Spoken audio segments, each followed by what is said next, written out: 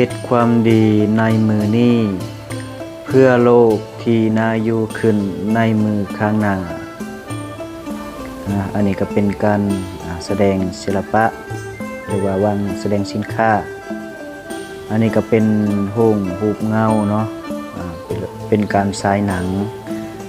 เป็นเครื่องถ่ายหนังสมัยตะกี้เนาะเพิ่นก็มีมาแสดงให้คนรุ่นใหม่ได้เบิ่งว่าสมัยก่อนมีเครื่องฉายหนังแบบนี้เพราะว่าอันนี้ก็ได้เห็นเป็นครั้งแรกเนาะแล้วก็มีเป็นบอนแสดงเปลี่ยนชุดอย่างต่างๆเป็นเฮือนบูฮานอันนี้เป็นชุดชนเผ่าเนาะ